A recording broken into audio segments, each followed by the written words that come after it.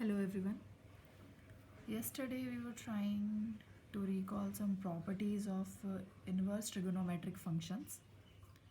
So today also we'll be continuing with the same topic and we'll be doing some more properties of inverse trigonometric functions.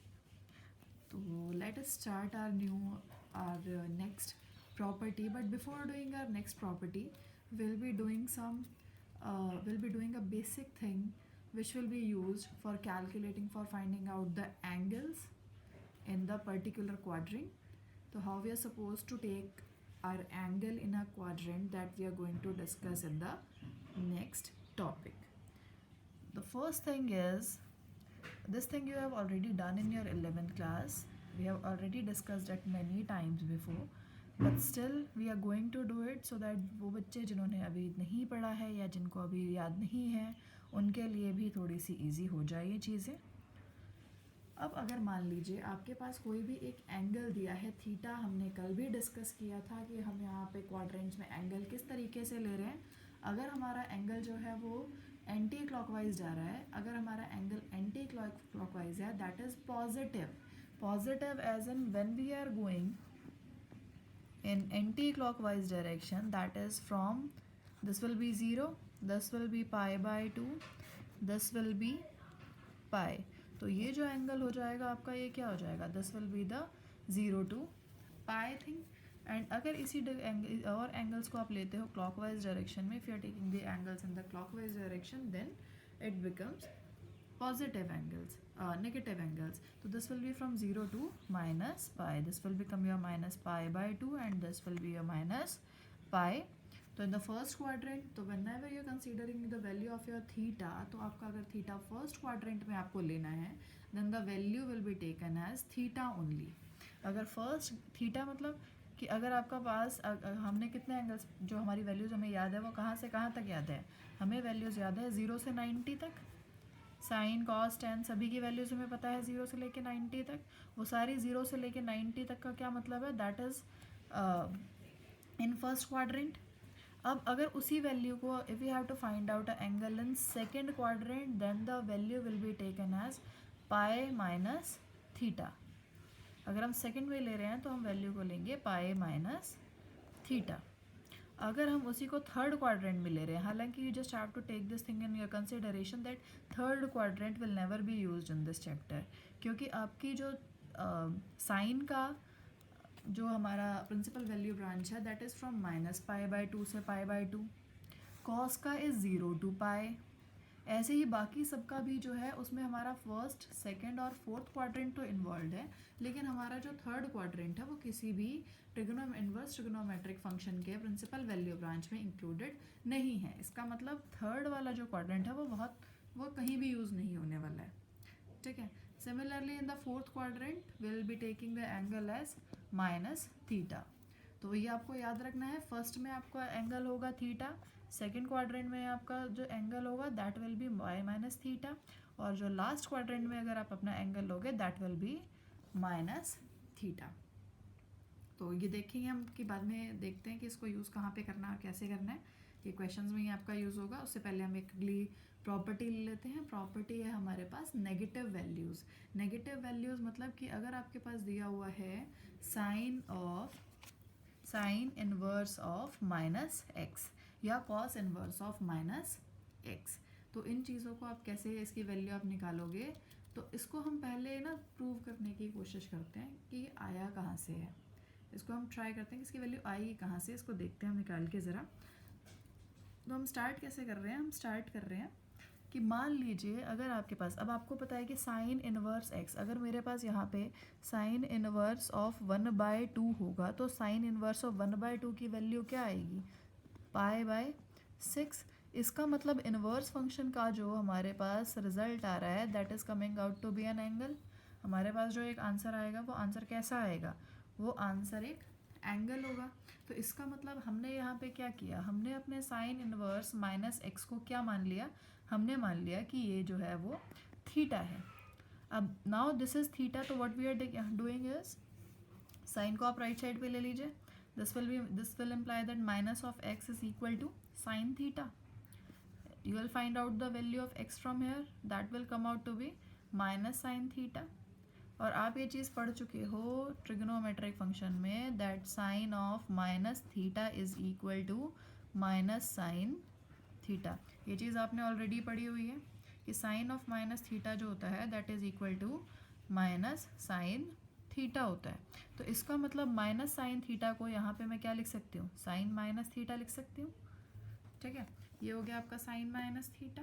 अब sign minus theta में आप sign को वापस से x के साथ लेके जाइए, this will become sine inverse x is equal to minus theta. और यहाँ से जब आप थीटा की वैल्यू निकालते हैं तो थीटा आप नेगेटिव को आप साइन के साथ शिफ्ट कर देते हैं, तो theta is equal to minus of sine inverse x. This implies, अब थीटा हमारे पास इनिशियली क्या था, we had taken that sine inverse of minus x was equal to theta, and result में हमारे पास है that minus of sine inverse x is theta. So from these two things we can conclude that sin inverse of minus x is equal to minus sin inverse of x. तो ये हमारे पास एक result आ गया है कि अगर हमारे पास sine inverse of minus theta दिया हुआ है तो that is equal to minus sine inverse of theta. Similarly exact way में आप प्रूव कर सकते हैं कि cos inverse of minus x जो होता है that is also equal to minus cos inverse of x. And tan inverse of x is equal to tan inverse of tan inverse of minus x is equal to minus tan inverse x. तो ये तीन जो है sign cosec और tan, sign cosec और tan, तीनों चीज़ों में आपको याद रखना है कि whenever you take the value as negative, whenever you are taking sin inverse of minus x, cos inverse of minus x, tan inverse of minus x, the resultant will come out to be negative. अब बाकी जो बचे हुए हैं आपके, बाकी जो functions बच गए हैं, कौन कौन से बच गए हैं, कॉस, सेक और कॉट. उसके लिए थोड़ा सा डिफरेंट है, ये थोड़ा सा डिफरेंट क्यों है, ज़रा देखेंगे कि इसका आंसर हमारे पास क्या आता है.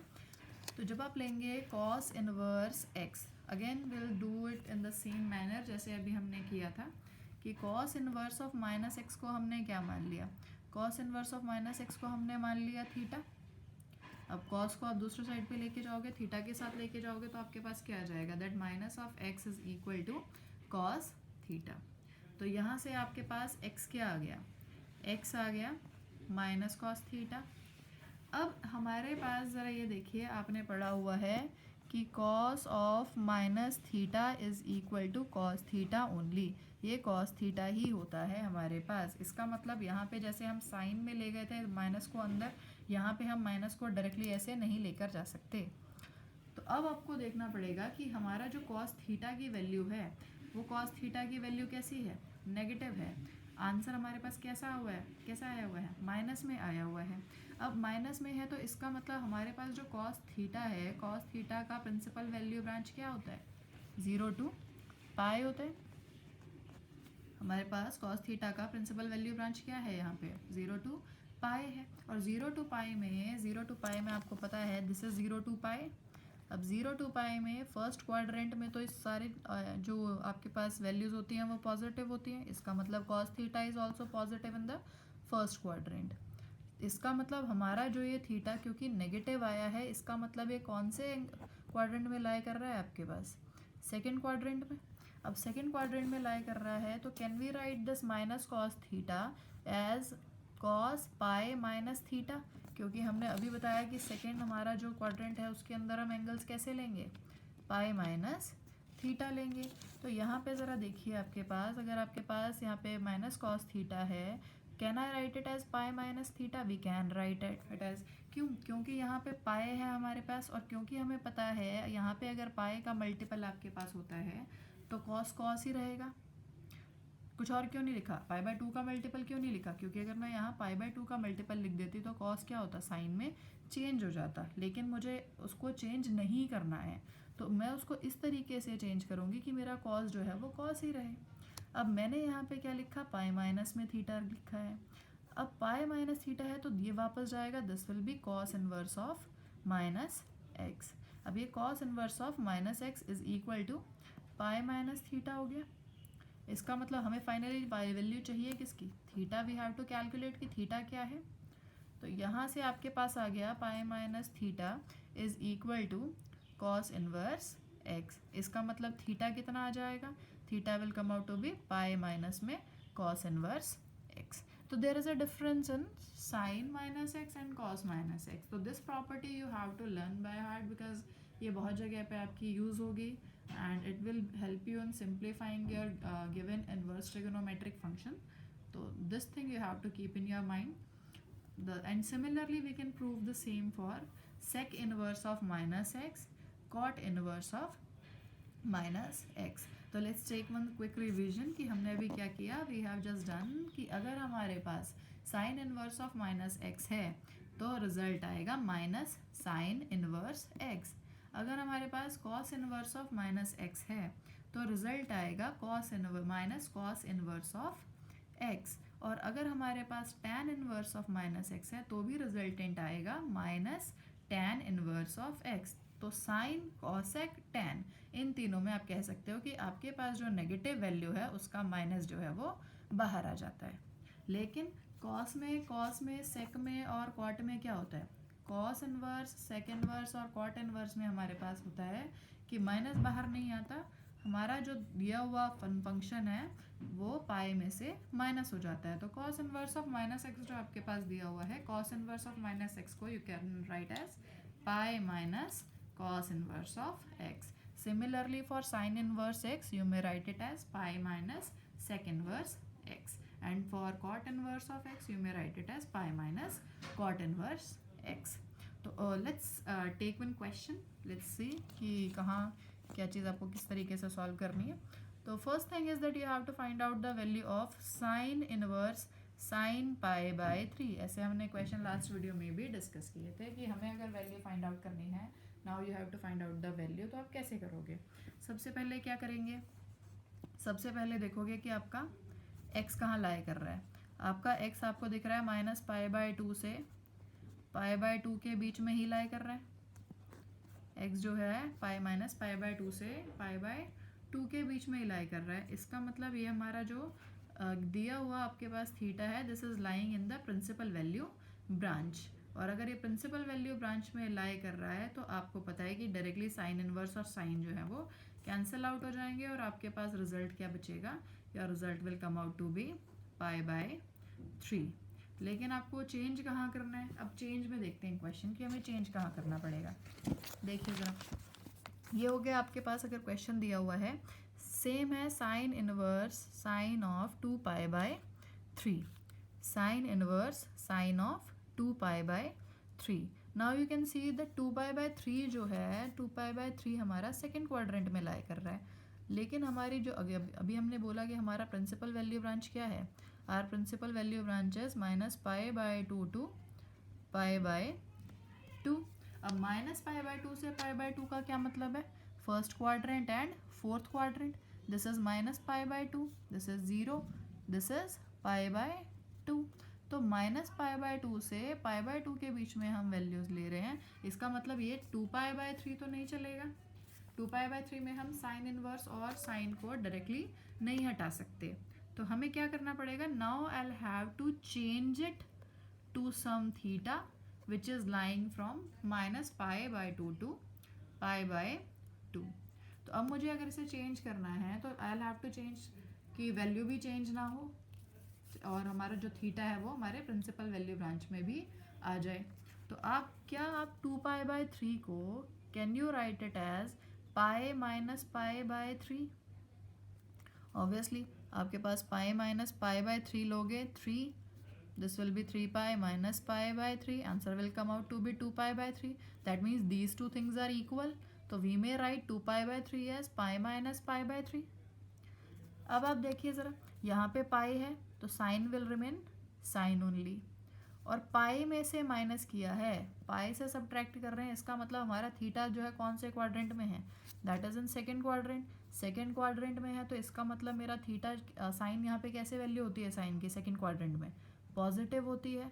तो it will come out to be sine pi by 3 only. अब क्योंकि पाई बाय 3 आपको पता है पाई बाय 3 जो एंगल है वो कहाँ लाई कर रहा है, 0 टू पाई बाय 2 के बीच में लाई कर रहा है. इसका मतलब ये हमारा प्रिंसिपल वैल्यू ब्रांच में भी लाई करता है. अब क्योंकि मेरा पाई बाय 3 जो है that is belonging to minus pi by 2 to pi by 2, तो इसका मतलब अब हम साइन इनवर्स और साइन को यहाँ से कैंसिल आउट कर सकते हैं। तो इन दोनों को कैंसिल आउट करने के बाद what you get is pi by 3. So this is how you are supposed to change the angle. I hope this is clear. So we'll come with the next property in the next video. Thank you for watching.